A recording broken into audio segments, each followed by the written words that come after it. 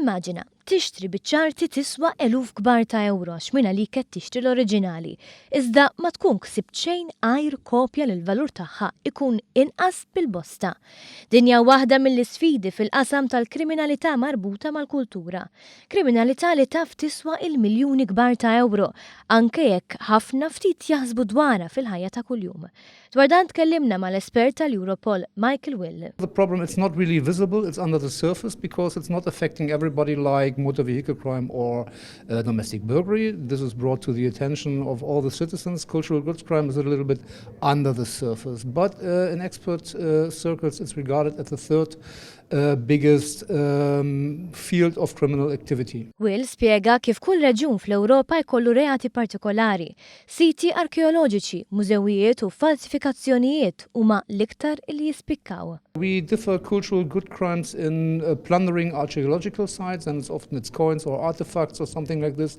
Then we also have robberies or thefts from museums, focusing on verse-full paintings, for instance. And then we have the third field, which is forgery. Ma' Will tħallna iktar fid-dettal dwar l-aħħar punt fejn persuna toħloq replika ta' xi ħaġa u tbieħha bħala oriġinali.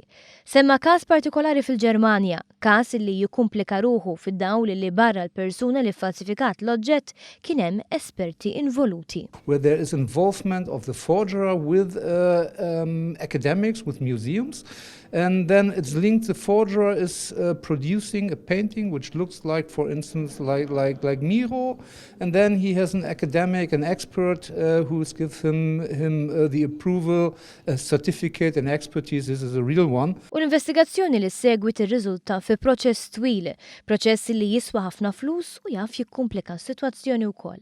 Dan hekk kif ikun hemm l-involviment ta' espert kontra esperti ieħor. You need a lot of technical examinations, which are quite expensive. For instance, X-ray, or you have to analyze the colors, the paint, if it's from the claimed age, from the claimed time where the painting was done.